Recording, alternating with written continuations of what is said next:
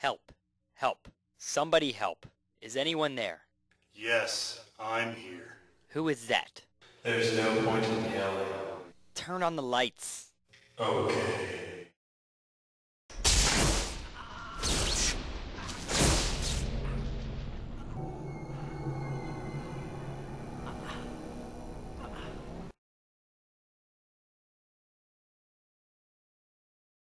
The lights. The lights are blinding me.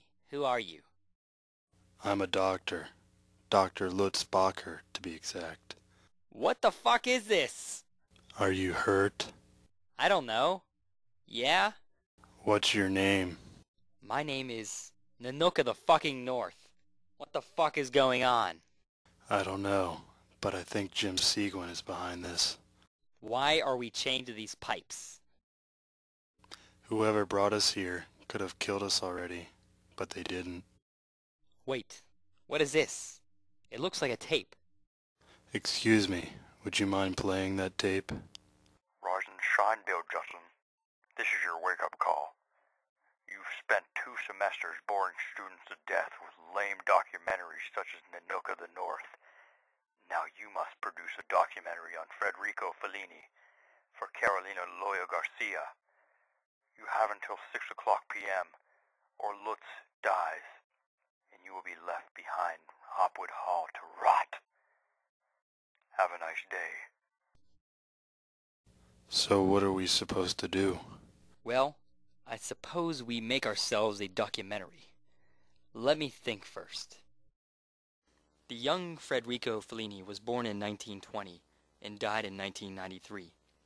He learned his craft from the Italian non-realistic directors who often used untrained actors and told the stories of ordinary people amid the buildings and streets bombed during World War II.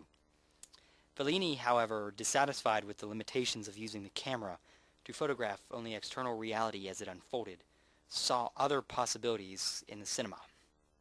He wanted to be the true artist, using the camera for the haunting imagery it could film. He sought to combine realism with poetry. To retain control of his vision, he became his own screenwriter and eventually an auteur. Yes, and I do believe one of his greatest masterpieces was called La Dolce Vita, which was a 3-hour film shot in color about the moral decade of post-war Rome, a gathering place for the rich and the bored. It established Fellini's worldwide reputation among audiences seeking an artistic alternative to commercial movies. The characters may be forgettable, but not so in the images and camera wizardry. The opening shot has become classic in the film history, representing what would be Fellini's trademark, a bold and fantastic image that stimulates both the eye and the mind, an image that is also a symbol. A helicopter is carrying a statue of Christ to a new location. Wow, this project is really boring. I'm so sleepy. Yes, I know, and I think Jim Seguin is behind all of this. Jim Seguin? Why would he be behind all of this? Because he loves Fellini. Let me tell you a little bit about Fellini. Fellini's symbolism is not easy to fathom. The helicopter image could be interpreted as a need for religion, but it could also be saying something about the decline of the church, powerless against the forces of moral decay in the new Italy. As he continued to experiment, Fellini became more and more complex. He turned inward upon himself and concentrated on the often tragic whining of the artist's creativity, fearing it was happening to himself perhaps.